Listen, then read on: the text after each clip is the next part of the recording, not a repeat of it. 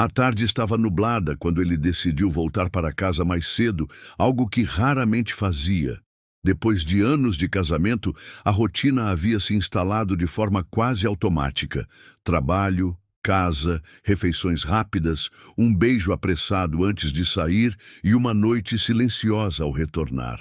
Mas naquela tarde, um impulso o fez encurtar o expediente e surpreender a esposa com flores simples que comprou na esquina. No caminho, ele sorria sozinho, imaginando a alegria dela ao vê-lo chegar assim, de repente, quebrando a rotina monótona que tanto os consumia.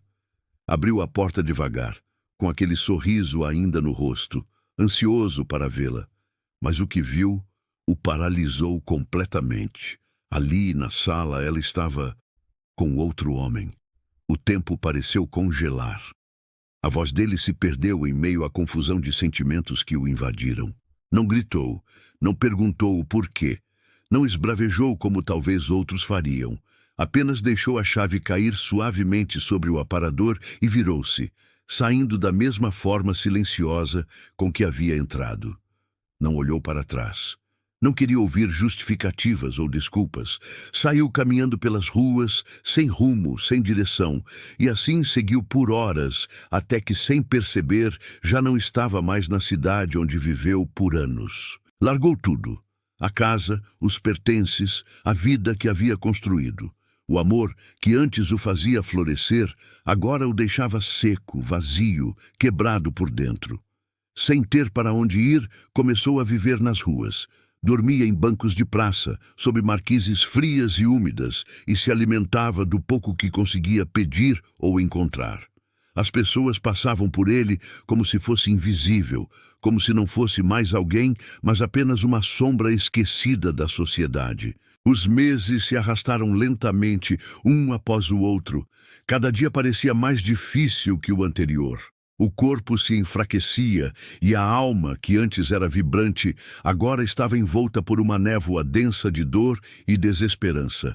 Em uma manhã particularmente fria e chuvosa, ele acordou encolhido em um banco de praça, tremendo de frio e com o estômago vazio.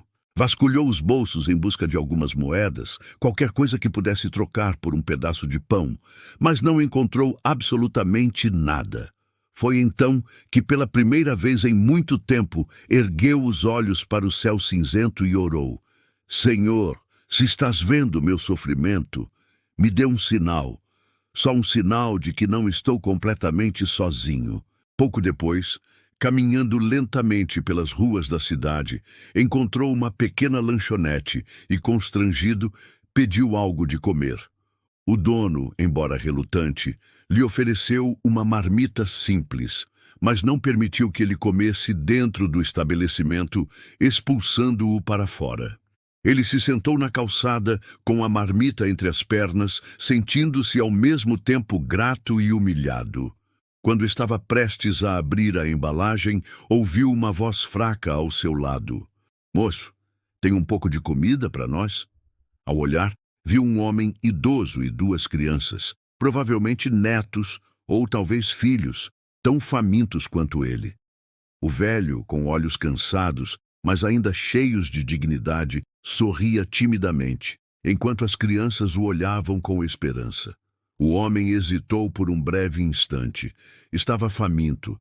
Há dias não comia uma refeição decente, e aquela talvez fosse sua única chance de se alimentar.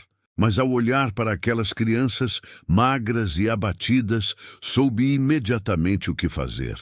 Sem dizer uma palavra, estendeu a marmita para eles.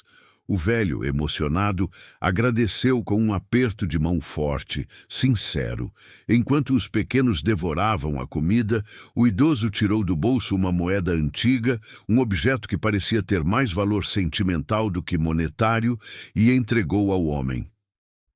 Aceite, meu amigo, é o mínimo que posso fazer por você.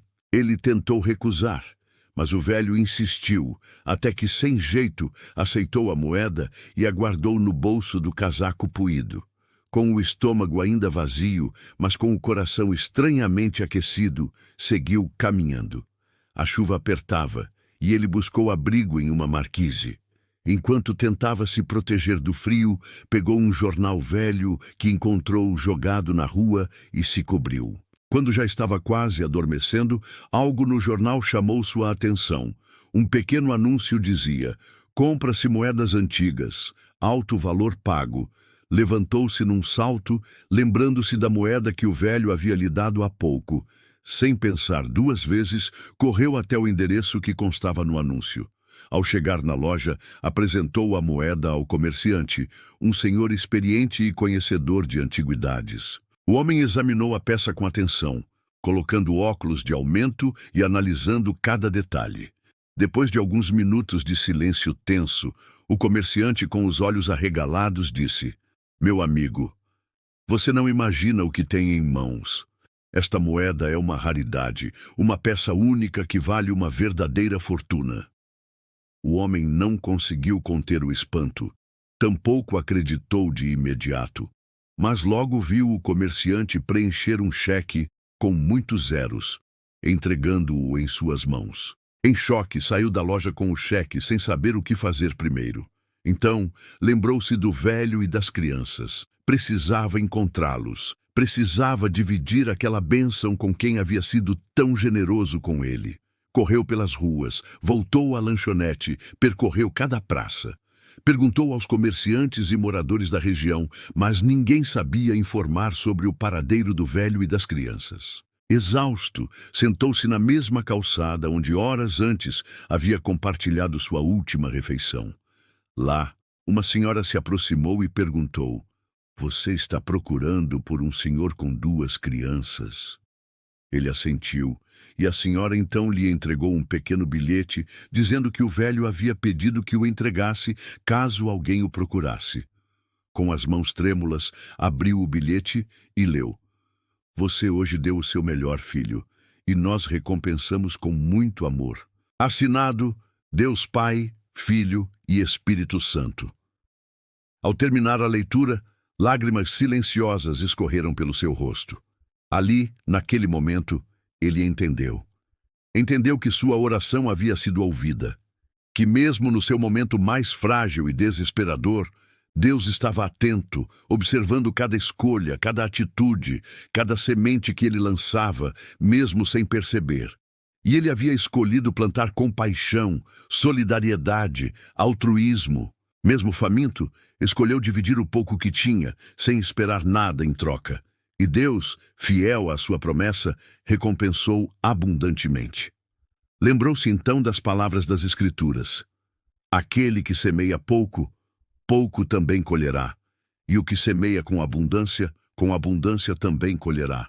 2 Coríntios 9, 6. Naquele dia, não apenas recebeu um recurso financeiro que poderia mudar sua vida, mas, acima de tudo, recebeu a certeza de que Deus nunca abandona aqueles que agem com amor, mesmo nos dias de maior escuridão.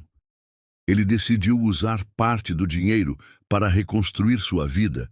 Encontrou um pequeno apartamento, conseguiu um emprego e, mais tarde, criou uma fundação para ajudar moradores de rua, oferecendo abrigo e alimentação, assim como ele um dia precisou. E sempre que alguém o perguntava sobre sua história, ele sorria e respondia: a vida é um campo e você sempre colhe aquilo que planta. E você, o que tem plantado na sua vida? Plante amor, plante esperança, plante bondade, ainda que pareça não haver retorno, porque o tempo passa e a colheita sempre vem. Talvez não da forma ou no tempo que imaginamos, mas ela virá e será proporcional à generosidade e sinceridade do seu coração. Não desista de plantar o bem. Deus está vendo cada semente. E se esta história tocou o seu coração, se você acredita que mais pessoas precisam ouvir mensagens como essa, inscreva-se agora mesmo no nosso canal. Ative as notificações para não perder nenhuma reflexão, nenhuma palavra de fé, esperança e motivação que publicamos aqui.